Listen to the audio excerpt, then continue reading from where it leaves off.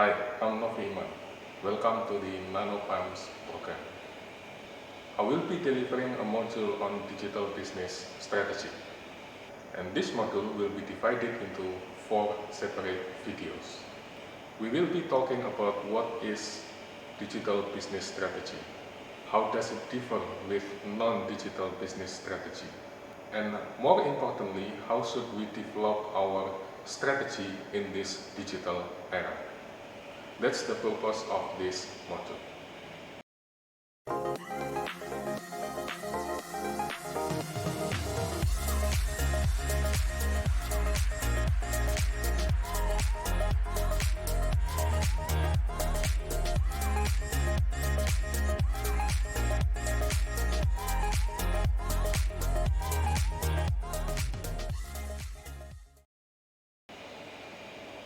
In this first introductory video, I will briefly explain the fundamental of digital technology.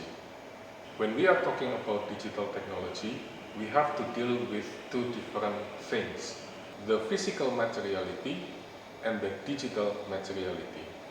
Physical materiality is the artifact that we can touch upon, that we can change, that we can shape, because it connotes a sense of time and place. On the other hand, digital materiality is very different. It consists of software or application incorporated into a physical material that can be used to manipulate things. And the entanglement between the two, the physical materiality and the digital materiality, is what makes digital technology very complicated. Without understanding these basic characteristics, it is very difficult for us to develop a proper digital business strategy. There are 2 fundamental properties of digital technology. The first one is what we call reprogrammability, and the second one is what we call data homogenization. Reprogrammability is about utilizing von Neumann architecture. So according to von Neumann architecture, every digital machine will consist of input, central processing unit, and output. Anything that can be taken into the input will be processed by the CPU, and then we can come up with an output or an outcome of what we processed beforehand. Data homogenization means that everything that we put into the system will be converted into binary codes, 0 or 1. By homogenizing data into binary codes, then we can program everything. By using digital representation of 0 and 1 combined with reprogrammability, theoretically we can do anything. It really depends on the capacity of our system and our programming capabilities. By combining these 2 fundamental properties, it will result in 2 different things that we can easily find in our environment. The first one is what we call generativity, and the second one is what we call convergence. Generativity means that every system that we have can be used to generate anything. We can use our computer, we can use our tablet, we can use our mobile phone to program everything. Generativity means that we can procrastinate binding of form and function. So we can always add new things, we can always add new features or new capabilities into our system. If you have a mobile phone, for example, we can add some features, we can add some application, we can upgrade the software and things like that. So anything can be embedded into our digital system. Generativity also means that it can generate the waves of innovation.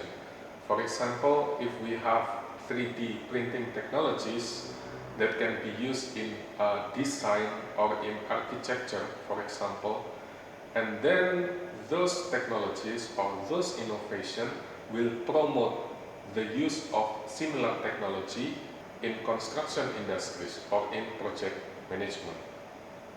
And more importantly, generativity will gives us lots of derivative innovation. It will gives us lots of digital traces.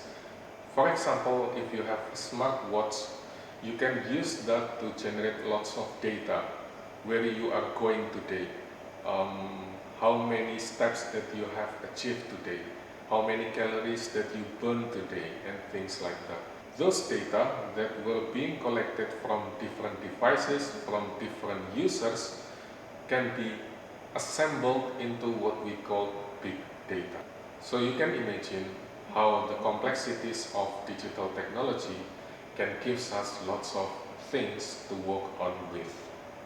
Convergence means that we bring previously separate industries into a single industry, brings previously separate user experience. For example, previously we only used TV for watching movies or watching football match. But nowadays we can use TV for streaming online.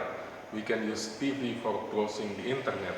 We can also use TV for purchasing something over the internet. Convergence also means that we can combine digital materiality into a physical non-digital artifact. For example, we can put a microchip into our watch. We can put a microchip into our fridge and it becomes a smart fridge. We can put chip into our car and it becomes a smart car. So what are the results of those convergence and generativity? The first consequences of convergence and generativity is the emergence of digital platform. We will be talking about digital platform in the third video, but essentially everything around us is now being assembled as a digital platform.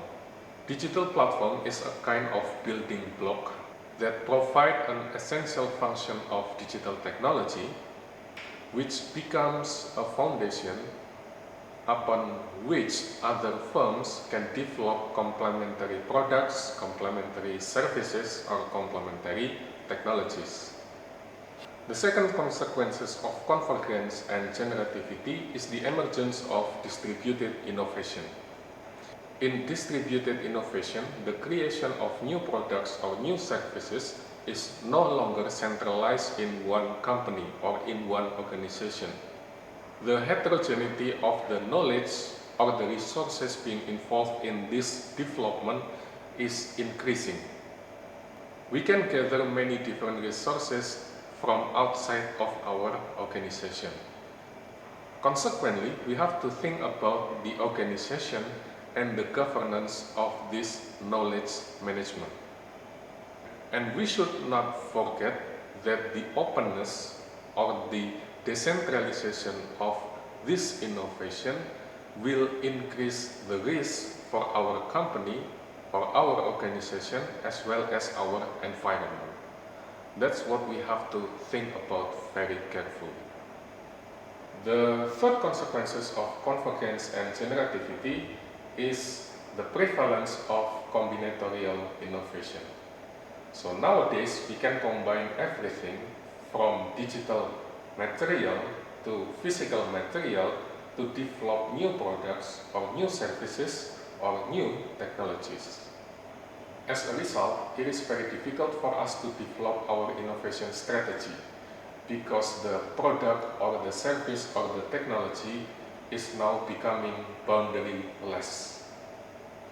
Moreover, new products, new services, or new technologies are now becoming very complex.